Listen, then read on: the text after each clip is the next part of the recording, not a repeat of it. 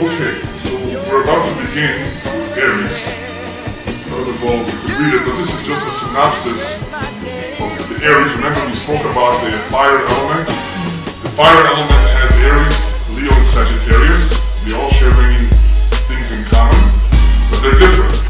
This is a brief synopsis of Aries. He's adventurous and energetic, pioneering and courageous, enthusiastic and confident, dynamic and quick-witted. These are the good things about him. On the dark side, they can be selfish. In other words, they can be, they're not all selfish. They can be selfish, quick-tempered, impulsive, impatient, foolhardy, and a daredevil. Does everybody know what a foolhardy person is? The foolhardy is composed of two words. Fool and hardy, which is the Middle English word for taking risks, for being too, just taking a risk, and that's a foolish risk. So sometimes they don't think about what they're about to do, and they make mistakes. They like action, coming in first, challenges, championing causes, spontaneity. They don't like waiting around. They don't like admitting failure. They don't like opposition. And they don't like to listen to people's advice. They know better. We have to get into all the aspects, if possible, as much as possible, of the individual if we want to get to know him. So let's begin. Can everybody read it? I'm just going to go over it with you, elaborate a little bit more on every point. They are very hard-working people, and they should get credit for this. Not everybody is capable of working as hard as an Aries. The only thing that will bring them down is complete exhaustion. Even if they are sick, they're going to go to work. Somehow they have the ability, despite their illness, to just go to work as long as it's possible. They're capable, they have lots of energy. They're always looking for new projects. They're never happy with what they're doing at any given time because they're always looking to advance, always looking to find something else. And that is why you will notice them many times, that they're always in a hurry, because they're always trying to catch something else to do. That drive, because of that drive and that amount of energy that they have, they don't give too much thought to what they're about to do.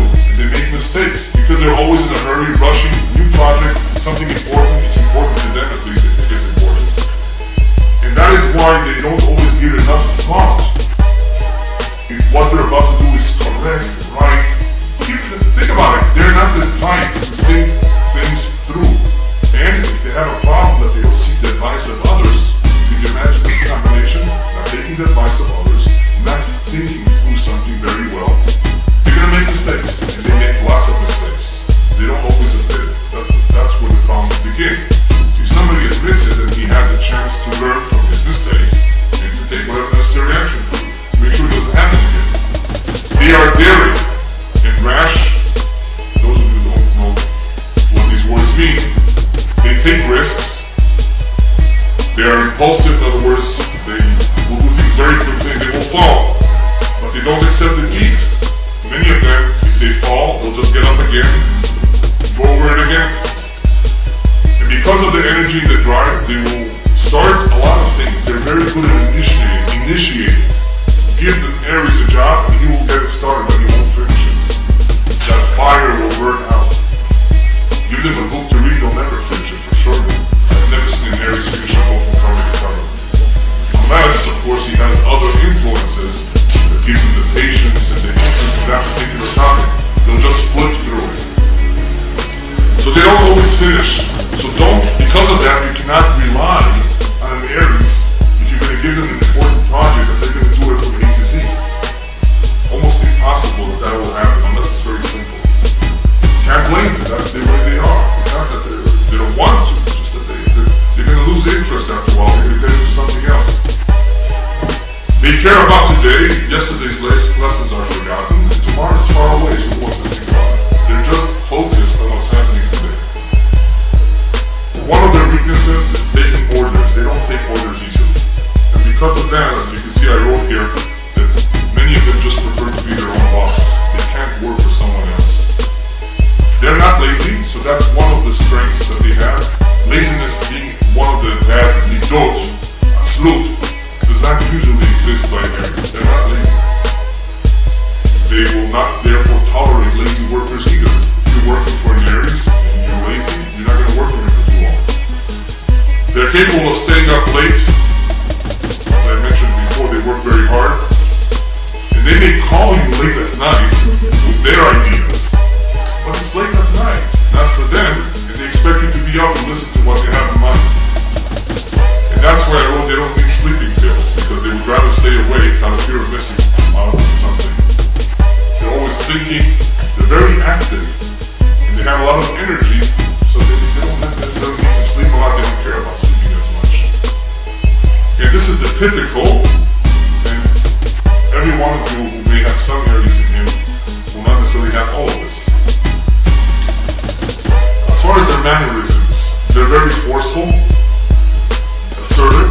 Now, assertive is good sometimes because you can get your point across clearly and briefly without beating around the bush. So to be assertive is something that's very helpful. The problem is that these individuals are so assertive and so aggressive that if they are out to get what they want, they will work very hard to getting it. They don't give up so quickly. That is why they come across as pushy, aggressive, and they may even step on others. They have so much confidence in themselves that as they're pursuing whatever their interest is, they don't really show too much caring for the feelings of others. And this is one of their weak points. And there's some truth to this, but even though you can't accuse them of not being caring at all, as you will see, they're very generous people. And you might say, oh, it's a contradiction. You said that they were not caring, and here you're saying they're generous. The problem is when they're involved in what they're doing, they don't realize it. They'll step on you without really, oh, I'm sorry. They won't even say I'm sorry. That's the problem. They're so engrossed into what they're doing, and the ones who are very pushy, they just want to get whatever it is that they have in mind done. They will not be sensitive to the feelings. They won't even listen. They'll have a hard time listening. And even if they tell you that they're listening to you, they're not really listening to you. They're just focused on whatever it is they want to accomplish, and that takes precedent over everything else. And that's why some astrologers call them selfish or egocentric, all these terrible words, where it's not necessarily accurate, even though there is a certain ego in them, but they're so involved in what they're doing, and they very much believe in what they're doing, that it's impossible for them to split themselves in two. Some people are capable, they have the talent of splitting themselves and listening to 10 people at the same time. Some people don't, and that is a weakness, because they come across, some of them, again not all of them, as being very egocentric and very much interested in themselves, and not sensitive to the feelings of others.